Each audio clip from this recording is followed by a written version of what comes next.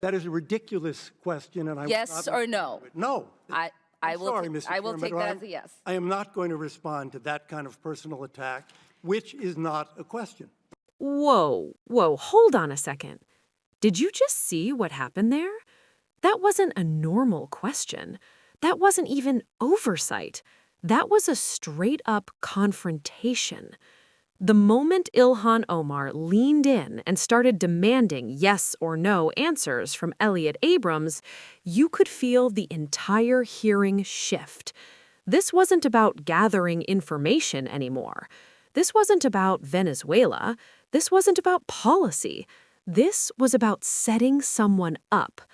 Because think about it. She didn't start with a real inquiry. She started with an accusation, dragging up decades-old controversies, throwing the most emotionally explosive events imaginable onto the table, and then forcing a witness into an impossible corner. Yes or no? Yes or no? That's not how serious foreign policy works. That's how you create a viral clip. That's how you trap someone on camera. And Abrams, you can tell, he knows exactly what's happening. He's sitting there like, are we really doing this right now? Are we seriously turning a congressional hearing into a political stage? And what makes this moment so intense is that it's bigger than just these two people. This is a perfect snapshot of what politics has become. One side trying to speak in context, the other side trying to force a headline. One side treating the hearing like diplomacy, the other treating it like a courtroom drama. And as this exchange goes on, it only escalates. Omar keeps pressing harder. Abrams keeps refusing to play along. And the questions get darker, sharper, more loaded. War crimes, genocide, American interests. It becomes less about truth and more about humiliation.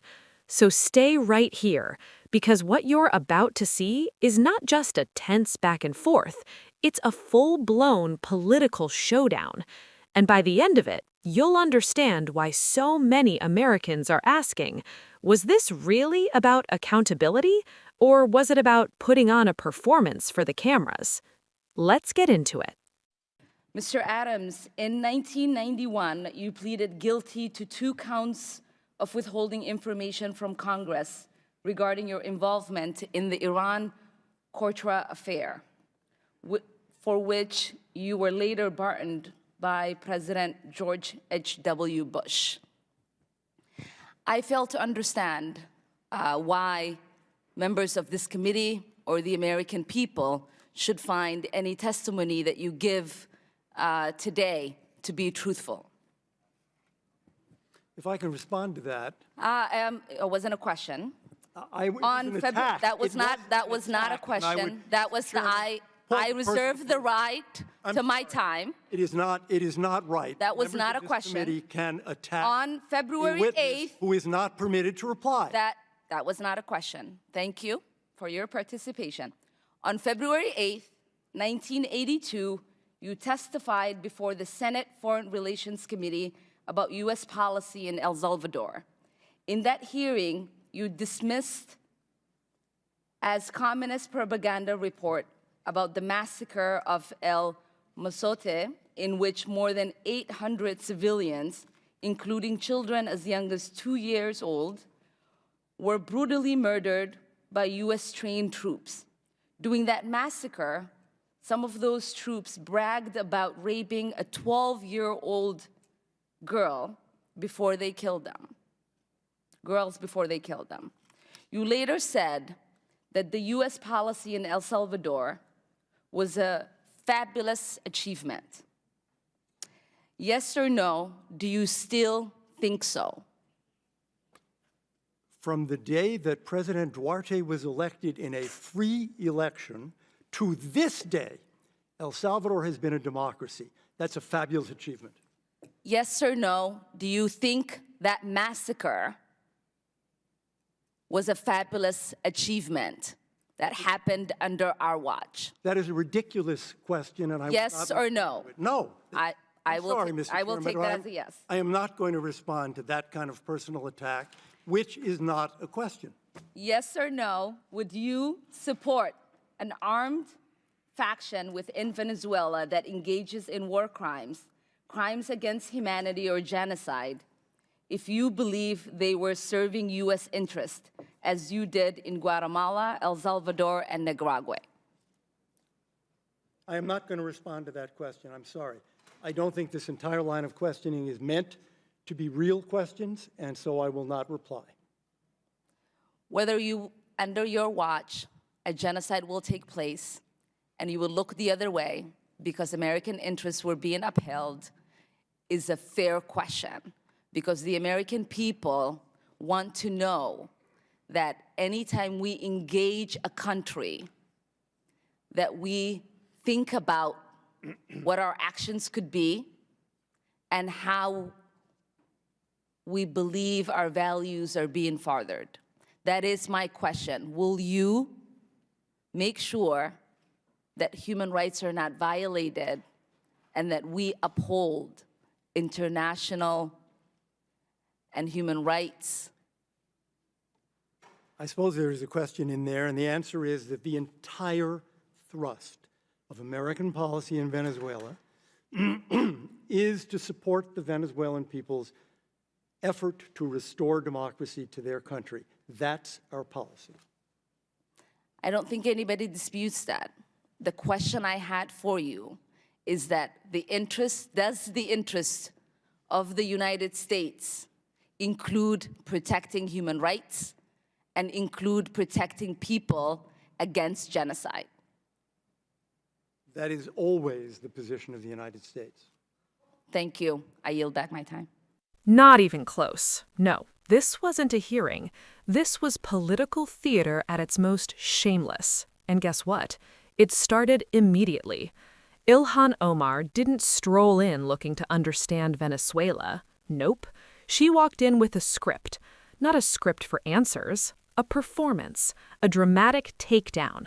Right out of the gate, she goes straight for Elliott Abrams' past. Iran-Contra, guilty pleas, pardons, all thrown at the man like daggers before a single real question was asked.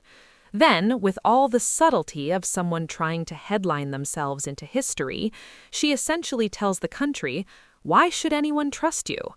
Now, think about that for a second. That's not oversight. That's an accusation with a tie on. It's poison-the-well politics, pure and simple. It's the kind of move designed so that no matter what Abrams says next, everyone listening already doubts him. And here's the kicker. Abrams, to his credit, tries to respond. But the man doesn't come out raging. No, you hear disbelief in his voice. Like, are we seriously doing this? This is how we're talking about foreign policy? But Omar wasn't there for nuance. She wasn't there for context. Every time Abrams tries to speak, not a question. I reserve my time. Yes or no. Yes or no. Yes or no. And that's when it hits. This wasn't about truth. It wasn't about accountability. It was about forcing a soundbite. Because anyone with a functioning brain knows you can't cram decades of foreign policy, complex history, ethics, civil conflict into a one-word answer. But that's the ugly point. Yes or no traps aren't for truth. They're for virality. And then comes the El Salvador bomb. She pulls up the massacre, the horror, the dead, even children, and then dares him. Do you still think that was a fabulous achievement? Yes or no? Now listen to me carefully. That isn't a real question. That's a moral squeeze, a corner move on camera. It's meant to imply, if he doesn't say no, he's defending slaughter. Abrams calls it ridiculous, because it is ridiculous, and he's right. He was talking about the survival of democracy in El Salvador, not defending atrocities. But nuance? Who needs that? Not her, not this moment. She wants the headline, "Diplomat Refuses to Condemn Massacre." And it gets worse. Abrams refuses again. Calm, measured, real. And Omar? Oh, she savors it. She drops this gem like she's controlling the ending. I'll take that as a yes. Whoa, that is not how serious governance works. No, that's activism in a Congress room. That's theater. That's a stage show. Then, like a director who forgot the script is supposed to be about policy, she pivots to Venezuela. Loaded premise after loaded premise, war crimes, genocide scenarios, all wrapped in yes or no traps. Abrams refuses to play, repeats actual policy, supporting democracy, protecting human rights, but by that point, the damage is done. Because here's the truth. She wasn't there to learn. She was there to accuse. And that right there is what angers so many Americans. Congress is supposed to be serious. Venezuela is in crisis. Lives are on the line. And instead of thoughtful inquiry, what we got was a performance designed for applause and clips. That's not leadership. It's not statesmanship. It's political grandstanding. And that's why people watching this felt disgusted. Because substance, gone. Context, ignored. Truth, thrown aside for spectacle. That is the real scandal.